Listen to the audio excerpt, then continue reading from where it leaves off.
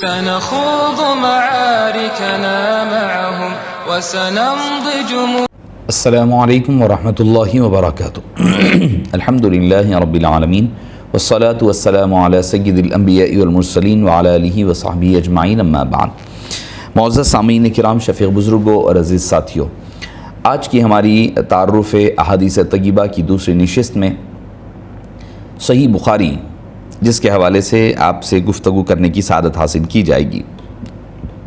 ہمارا جو انداز گفتگو ہوگا وہ یہ ہوگا کہ محدث، جو بھی کتاب کے محدث ہوں گے، راوی ہوں گے، کمپائلر ہوں گے، ان کی تھوڑی سی مختصر سی حیات مبارکہ آپ کے سامنے پیش کر دی جائے گی تاکہ ان کی حیات مبارکہ بھی سامنے ہو. اس کے بعد پھر ان کی کتاب پر تبصرہ ہوگا. آئیے آتے ہیں. پہلا نام ہے امام بخاری کا، جو عام طور پر امام بخاری کے نام سے جانے جاتے ہیں. ابو عبداللہ محمد بن اسماعیل بن ابراہیم بن مغیرہ بن بردیزبہ جعفی البخاری. آپ بخاری کیوں کہا جاتا ہے؟ چونکہ امام بخاری بخارا شہر میں، جو سمرقند کا کیپٹل ہے، اس میں آپ سمرقند ہے، سمرقند کے کیپٹل میں آپ کی ولادت ہوتی ہے، اس وجہ سے آپ کو بخاری کہا جاتا ہے. امام بخاری چونکہ بخارا میں پیدا ہوئے تھے. آپ کا اصلی نام محمد ہے، محمد بن ابو عبداللہ محمد بن اسماعیل آپ کا اسم مبارک ہے. آپ اہل سنت والجماعت کے مشہور محدث، رجال، جرح و تعدیل اور علل کے امام، بڑے حافظ حدیث، فقیہ ہیں. بخارا میں امام بخاری علیہ الرحمہ نے جمعہ کی رات 13 شوال المکرم سن 194 ہجری مطابق 20 جولائی سن 810 عیسوی میں پیدا ہوئے. علمی گھرانے میں پیدا ہوئے، جہاں آپ کے والد ماجد خود حدیث پاک کے بڑے عالم تھے، بڑے اہل رجال میں سے تھے. والد امام بخاری کے بچپن ہی میں فوت ہو گئے. آپ کے والد ماجد کا بچپن میں انتقال ہو گیا اور امام بخاری نے یتیمی کی حالت میں ماں کی کفالت میں پروان چڑھے. آپ کی والدہ ماجدہ فرماتی ہیں کہ بچپنے میں امام بخاری نابینا بھی تھے اور خواب میں ایک مرتبہ حضرت سیدنا و جدنا سیدنا ابراہیم علیہ السلام وعلی نبینا وعلیہ السلام تشریف لائے اور اپنے فیض مبارک سے آپ کی بینائی کو آپ کی نابینا پن کو دور فرمایا. بچپن ہی سے علم میں مشغول رہے. بچپن ہی میں قرآن کریم کی حفظ کیا اور اسی زمانے کی امہات الکتب کو حفظ کیا، یہاں تک کہ 10 سال کی عمر میں حدیث حفظ کرنا شروع کیا. شیوخ علماء کے پاس آتے جاتے رہے، دروس حدیث کے حلقوں میں شریک ہوتے رہے. 16 برس کی عمر میں عبداللہ بن مبارک، بہت بڑے محدث، اور وکی بن جراح، یہ بھی بہت بڑے ہیں، محدث ہیں، ان حضرات کی کتابوں کو حفظ کر لیا. طلب حدیث اور شیوخ سے ملاقات کی غرض سے اسلامی دنیا کے مختلف مقامات کا دورہ کیا اور کم و بیش تقریباً 6 لاکھ احادیث کو یاد بھی کیا، جمع بھی کیا. امام بخاری نے خوب شہرت و مقبولیت حاصل کی اور ان کے ہم اثر، حتیٰ کہ ان کے شیوخ نے آپ کی مدح سرائی کی اور آپ کا ثناء العلماء علیہ آپ کا اعتراف کیا. اس کے بعد علماء نے حدیث و علوم حدیث میں ان کی امامت کا لوہا مانا، یہاں تک کہ آپ کو امیر المؤمنین فی الحدیث بھی کہا جاتا ہے. امام بخاری سے بہت سے کبار علماء محدثین نے علم حاصل کیا، مثلا امام مسلم نے، ابن خزیمہ نے، امام ترمذی اور دوسرے ائمہ کرام نے آپ سے شرف تلمذ حاصل کیا. معزز سامعین کرام، امام بخاری علیہ الرحمہ کی سیرت پاک کے چند گوشے آپ کے گوشہ گزار کرنے کی سعادت حاصل کی گئی، اور امام بخاری علیہ الرحمۃ والرضوان جنہوں نے اپنی زندگی، آپ کے بارے میں آتا ہے کہ خاص طور پر ایک مرتبہ آپ کی جرح و تعدیل، آپ کی جو حیات مبارکہ ہے اس کے حوالے سے ملتا ہے. پہلے اس کے کہ آپ امام بخاری علیہ الرحمہ کی جو کتابیں ہیں اس میں 2-3 کتابیں اور بھی شامل ہے. التاریخ الکبیر ہے، الادب المفرد ہے، رفع الیدین فی الصلاۃ ہے، قراءت خلف الامام، یہ دوسری کتابیں بھی شامل ہے. آخری ایام میں اور آخر عمر میں آپ کو بڑے کٹھن دور کا، آزمائشوں کا سامنا کرنا پڑا. آپ کو پر بڑے ظلم و ستم ہوئے. آپ کو یہاں تک کہ نیشاپور اور بخارا سے شہر بدر کیا گیا، آپ کو نکال دیا گیا. چنانچہ وہاں سے سمرقند کے ایک دیہات میں چلے گئے. آپ وہیں پر آپ کی آخری سانس تک بیماری حالت علالت میں رہے، اور عید الفطر کی رات یعنی 256 سن ہجری میں امام بخاری علیہ الرحمہ، سن 870 میں امام بخاری علیہ الرحمۃ والرضوان کی وفات عمل میں آئی. اب آئیے آتے ہیں ہم بخاری شریف کے حوالے سے، کتاب کے حوالے سے کہ بھئی آپ نے کیسے اہتمام فرمایا. ایک مشہور واقعہ آپ کے حوالے سے ملتا ہے. ایک مرتبہ آپ سمندری راستے سے سفر فرما رہے تھے، راستے میں جا رہے ہیں اور آپ کے پاس اچھے خاصی تعداد میں اشرفیاں، درہم و دینار تھے، مال و دولت، تجارت کی غرض سے جا رہے ہیں. اس دوران آپ کا جو ساتھی تھا جس نے آپ سے دوستی اور تعلق بنا لیا تھا دوران سفر میں، اس نے آپ سے پوچھا کہ آپ کے پاس کیا ہے، تو آپ نے بتا دیا کہ بھئی میرے پاس اتنا پیسہ ہے، اتنے اشرفیاں اور اتنے درہم و دنانیر ہے. تو اس کا دل بدل گیا اور اس نے آپ کو کیا کیا کہ آہستگی کے ساتھ اس نے اعلان کر دیا کہ کشتی میں اتنے درہم جو میرے پاس تھے وہ چوری ہو چکے ہیں. اس شخص کو معلوم ہے کہ امام بخاری علیہ رحمہ کے پاس اتنے درہم و دینار ہے، اس نے چوری کا اعلان کر دیا، میرے چوری ہو چکے ہیں. اب جب سارا چھانبین ہونے لگی تو کسی کے پاس بھی نہیں نکلے. اب یہ جو الزام لگایا وہ بڑا پریشان ہوا، امام بخاری نے شاید جھوٹ بولا ہو. امام بخاری سے بعد میں نکلنے کے بعد پوچھا کہ آپ نے ایسے کیوں کیا، کہ آپ نے یہ جھوٹ کیوں بولا؟ آپ نے فرمایا کہ میں نے جھوٹ نہیں بولا، میں نے جب دیکھا کہ تم نے یہ اعلان کیا کہ مال گم گیا ہے تو میں نے اپنے مال کو، اپنے سارے درہم و دینار کو سمندر میں پھینک دیا. کیوں؟ اتنا بڑا آپ نے کیوں ایسا کیوں کیا، مجھے کیوں نہیں دے دیا؟ فرمایا تمہیں دینے میں مجھے کوئی قباحت نہیں تھی، تمہیں دے سکتا تھا، مگر کل صبح قیامت تک لوگ جو ہے میری حدیث کو قبول نہیں کرتے. یہ کہہ کر کے امام بخاری چور تھے، اور حالانکہ چوری میں کی نہیں کی وہ واللہ عالم، مگر میرا کیریکٹر خراب ہو جاتا تو میں نے چاہا کہ وہ پیسوں کو، وہ مال و دولت کو سمندر کے حوالے کر دوں، مگر اپنی چوری وغیرہ سے اپنے آپ کو بچا لوں.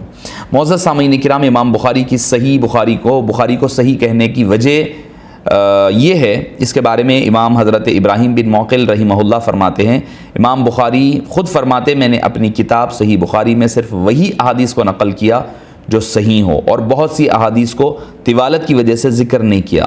خود امام بخاری علیہ رحمہ سے مروی ہے جو صحیح احادیث میں نے ذکر نہیں کیے وہ ان سے زیادہ ہیں جن کو میں نے اپنی کتاب میں ذکر کیا ہے. آپ اندازہ لگائیے، لوگ یہ کہتے ہیں صحیح بخاری میں ہی صحیح بخاری حدیثیں ہیں.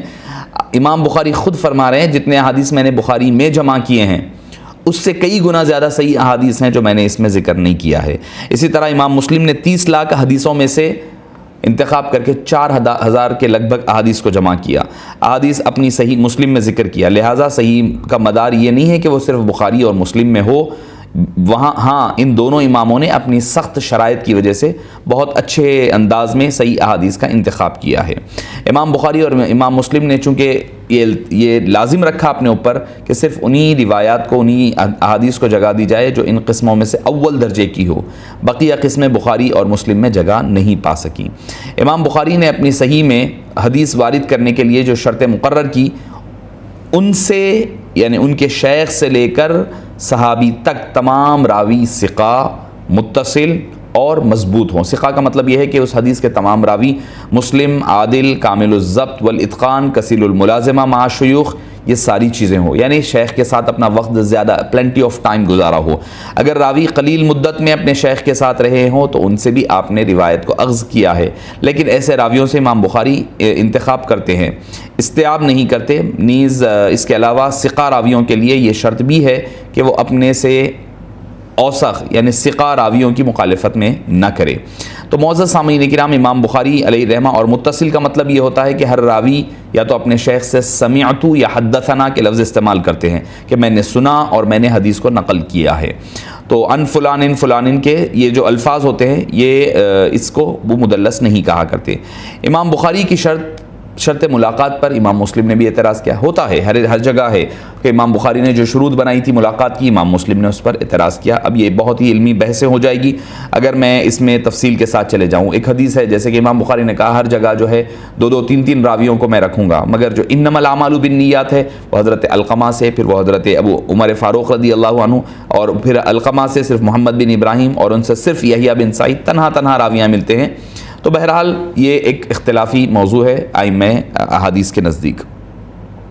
اکابر امت نے اپنے اپنے قائم کیے ہوئے پیمانوں پر اپنے اپنے وقت کو جانچا، مروجہ روایت کو جانچا، پرکھا. بعض اوقات ایک روایت کی تحقیق کے لیے انہوں نے مہینوں کی جستجو کی اور صحیح بر اعظموں کا سفر کیا، کہیں ایک ملک سے دوسرے ملک، صرف اس غرض سے کہ حبیب پاک صلی اللہ علیہ وسلم کی احادیث کو جمع کیا جا سکے. صحیح بخاری کا مکمل نام کیا ہے؟ الجامع المسند الصحیح المختصر من امور رسول اللہ صلی اللہ علیہ وسلم و سننہ و ایامہ. یہ مکمل نام ہے. بعض حضرات نے اس کو یہ کہا الجامع المسند من حدیث رسول اللہ صلی اللہ علیہ وسلم و سننہ و ایامہ. اہل سنت کے نزدیک اس کا مقام و مرتبہ قرآن کریم کے بعد سب سے اعلیٰ ترین کتاب مانا جاتا ہے. اس کتاب نے امام بخاری علیہ رحمہ کو بڑی بلندیوں پر پہنچا دیا۔ اس کتاب کو تقریباً 70,000 لوگوں نے ایک ہی وقت واحد میں سماعت کیا ہے، تو اس سے اندازہ لگائیے اس کتاب کی اہمیت کا اندازہ کیا ہوتا ہے۔ امام بخاری خود فرماتے ہیں کہ میں ایک مرتبہ حجاز کے تیسرے سفر کے موقع پر مسجد نبوی سے متصل ایک رات خواب میں دیکھا کہ میرے ہاتھ میں ایک بہت ہی خوبصورت پنکھا ہے جس سے میں ہوا کر رہا ہوں، ہلا رہا ہوں۔ جب آپ نے یہ تعبیر پوچھی تو لوگوں نے کہا کہ آپ جو ہے احادیث کو چھان بین کر کے صحیح احادیث کو علیحدہ کریں گے، اس لیے میں نے اس کو جمع کیا ہے۔